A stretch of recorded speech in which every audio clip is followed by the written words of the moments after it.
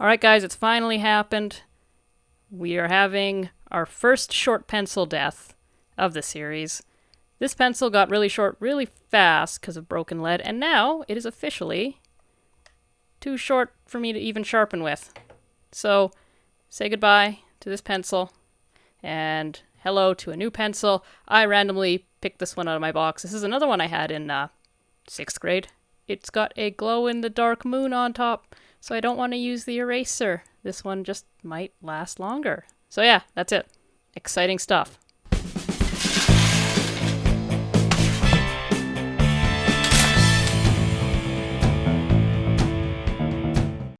Hey guys, and welcome back to another episode of Draw with T or Draw with Tay. So today's episode is more anatomy, and I'm going to be drawing the Erector Spinae. This is actually a muscle, or rather two muscles, that I didn't really cover much in anatomy class. The muscles of the back weren't really covered in detail, and the ones we did cover were like the trapezius, which I think sits on top of a lot of things, and another muscle that sort of wraps around, kind of like an inverted triangle. Back muscles were never my specialty. In fact, drawing the back is kind of a confusing, weird thing for me. I just don't draw them very often, and when I do, it's rarely a bare back, so, you know. So here I am, starting as always, drawing from Michael Hampton's Figure Drawing, Design and Invention? Invention or Innovation? Invention. I just went over and looked at the cover right there. So yeah, the Erector Spinae are kind of like these two lumpy kind of cords at the back, and they kind of just help give structural integrity to the spine. I believe they help hold up the spine as well as cause it to kind of pull up and pull back. Not a muscle I'm incredibly familiar with, and after drawing these, you know, it's still a bit perplexing to me, but as I keep saying, drawing one page is, you know, it takes more than a single page in your sketchbook to learn something. Something kind of interesting is Michael Hampton describes these as corn dog shapes, and it just really stuck with me. I don't know why, but the food references and whenever he references the shapes as being something else, I find it hilarious, and maybe that's a good thing because it helps it stick in my head more. Like, you know, two corn dogs in your back. Yeah, that's something I can kind of remember. These muscles sit under the trapezius, so you don't usually see them, at least if my understanding of anatomy is right. Oh yeah, let's address this. So you'll notice I've gone to a new pencil, a very cool shiny pencil with black wood in its core. So after I shot the intro introducing this new pencil, I basically discovered it's a true HB pencil, as opposed to the usual HB number 2, which I guess is the American denotation of a 2B pencil, or a B2 pencil. I believe it's 2B. And in most other places, a 2B pencil is basically, you know, a darker leaded pencil. And as a kid, I always wondered why some pencils were just like a lot lighter and crappier for my needs. I mean, a true HB pencil is not crappy. It's just not what I'm after. So since I couldn't get the true darks that I was after, I grabbed myself a proper number 2 HB, or, you know, a 2B as I know them, even though they all get labeled as HB number 2, because, you know, Canada is a confusing land of weird imperial American things mixed with metric and British things. Tangent aside, you'll see me, like, I'm a little miffed that after shooting that intro that I'm, you know, not really using the pencil. I might settle on that pencil. I might use both pencils going forward.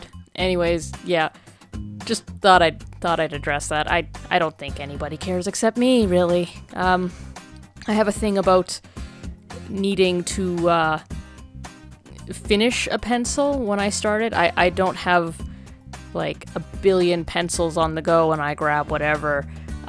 You know, I kind of choose a pencil and I see it through to the end, and I don't really use another pencil unless it's a different type, or if I'm, traveling or whatever, It's a weird thing of mine. It's about as satisfying for me to see a pencil through to the end as it is to like see a sketchbook through to the end. It's just like that's kind of a symbol that I've improved, that I've done the work, that I've literally made this pencil a tiny unusable nub, and then I put them in a jar, and at the end of the year I don't know, gawk at how many pens and pencils I quote unquote killed, as kind of a mark of how busy I've been, even though things have been gotten more digital. So yeah, there's not a lot of images of the Erector Spinae in the book. I think there's 3, maybe 4. So when I drew these 3, I actually went on to draw the ones you see there on the right. Guess we'll get to that in a bit, but I didn't have a lot of time to do the full study, so I sort of changed things up. But here this drawing here gave me a little bit of trouble because I was having to draw kind of this weird curved angle of the body, and just even the curve alone was a little hard to draw, but then to kind of go in there and get the proportions right, I mean, that can be hard. There you can see I'm really like getting into it, and I'm holding my pencil, so like I'm measuring, and unfortunately you can't see it because my hand's in the way, but I'm measuring the lines of the drawing there with my pencil, so I can, and then taking that pencil at that angle, and then holding it over my sketchbook so I can see the angle I need. Because I started to realize, okay, I wasn't drawing my proportions right, so that's kind of how I fixed that. Just drawing at a curve is kind of hard, especially when you're not drawing like a full body, so I don't have kind of that flesh, the arms or the hips or the legs to dictate anything. It's when you just have the rib cage and the floating pelvis, it's really easy to put things, a little too exaggerated or too stiff, and anatomy's hard. It's just hard. There's no real way around that. I remember back to when I was in anatomy class some years ago, 5 years ago now, and my teacher, and I've said this before, my teacher was phenomenal. He was amazing at anatomy, and even he would say, there's things he's still trying to figure out, and that's just kind of art in general, I guess, but anatomy, you're always learning something, and you're always struggling with something, and for me, it's back muscles. So then here I am, taking some notes. You'll notice I just wrote down there, like a corn dog. And I'm writing some other notes. I don't know if I particularly needed to write these notes, to be honest. It's sort of kind of a given. I mean, it's 2 shapes that follow the spine, and I know that I'll know that, what they loosely do. They're going to obviously help curve the spine, but I felt like writing it down just in case, because you never know, right? You think you're going to know something, and then like 2 months later, you're like, wow, I didn't even know I did this. Didn't even know I wrote it down. So now here I am tackling these much more elaborate drawings. I didn't really have time to give them the full time. Wrapping lines is something I'm not really great at. Wrapping lines is like the lines that are following the form there. It's sort of forming a shading on the body. They take time, and I'm not particularly great at them. And I did not have an hour per figure, or however long. So, I maybe had 15, 20 minutes for the set, maybe. I could be wrong. I don't actually quite remember how long this page took me to draw. My pages typically take me gestures maybe take 15 minutes if I draw them big. A rushed page of most things is 30, a little less than 30. Average, I'd say, is 40 minutes, about 35 to 45. And then some intricate pages or some pages where I'm struggling can take 50. I actually don't usually take an hour. There are some things where I do take an hour, but not for the stuff I've really been doing for YouTube here. Yeah, so Yeah, I was just kind of trying to get the form and trying to exaggerate and show off the corn dogs, is a better name for the Erector Spinae. And I distinctly remember drawing these more figure-like forms, as opposed to like the shape anatomy skeletons up top, and thinking, man, they just feel different. The Erector Spinae, it feels like this flat ribbon that extends down from the trapezius, just kind of has a line down the center, and then it connects with the triangle shape that's actually that ox something. Oxe. There's this strange little bone that connects the two wings of the pelvis together, and I can't remember its name. It's basically like where your tailbone comes out of. And yeah, so anyway, they connect, this sort of ribbon shape connects down there. And it was just, this is the reason anatomy perplexes me, is like, you draw the exaggerated, isolated forms, which are the three above, and then when you go to draw it in real life, it feels different, if that makes sense. I don't know. Maybe, obviously, the more I draw it, the better I get. What I'm drawing right now, I'm actually pretty proud of. Just, it turned out good. I liked the colors, I just liked the proportions, it was really solid, I had fun doing it. It just, yeah, it looks good. I'm trying to think, there was something else I was gonna say. Now I can't remember it.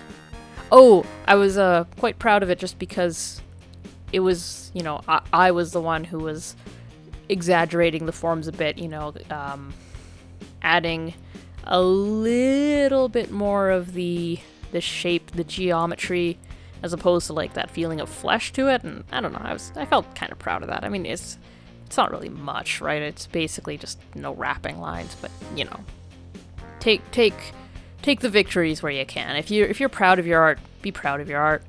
Doesn't matter what phase you're at, because art's a journey and you're never going to be done. There's always going to be something that you can learn. Always, always, always. Like, I have never met an artist, and I mean, I've gone to school and been taught by some amazing instructors, and they're always trying to learn something new. None of them will be like, yeah, I'm the fucking shit, man. I'm the best. I'm the best artist ever. I don't gotta do anything else. Yeah, you call me great, because I am great. I've never met an art... Well, that's lying. I have actually met maybe one person, maybe two, that had that. One that definitely outright thought he was amazing, but this was like... He was 18. It was like a decade ago, or more. Yeah, he doesn't even draw anymore, actually. It's kind of weird story, but we're not really here to talk about that. At least not today. Maybe I'll do an episode of weird art stories. I don't know. We'll see. But yeah, so here I am, just. Oh yeah, no, I struggled with this one, and I don't quite know why. This was a thorough reminder to myself that back muscles are very confusing, and very confusing to me specifically. Here I was just trying to make sense of like, okay, well, I've been drawing the scapula a lot, but there's obviously there's muscles that go on top of that to move that, and they haven't really been covered yet in the book. I assume it's like the backs of the deltoids, but I'm not sure. Maybe we'll get to that later. Yeah, it was just really confusing trying to figure out, where things were, where things are, what muscle is this, what muscle goes on top. And then I kept focusing in on the rendered left elbow of the figure, just like that whole arm. It's like, I loved that view of the deltoid kind of going over the tricep, I believe, tricep. Yeah, and, just how it kind of ends right there at the elbow. And I wanted to get that right, but it's like, I'm not really drawing that. I should be drawing the Erector Spinae. Yeah, and I think at this point I just sort of gave up. My proportions were a bit off. I wanted to be done. I was rushing, yada, yada, yada, the usual lineup of excuses. And man, this pencil, really makes things pop. I hadn't really realized that now until I'm seeing the footage of it. I know I thought that when I was drawing it, but yeah.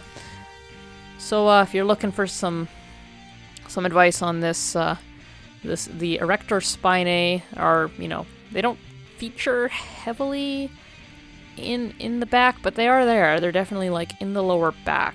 That's what's causing that sort of, I don't know, tube shapes at the bottom. Man. Thing is, I suck at drawing backs, and it shows. I don't even know how they look like. Anyways, that's basically it. I'm signing it now. So yeah, hope you guys enjoy, and have a good evening. Hope to see you in the next episode.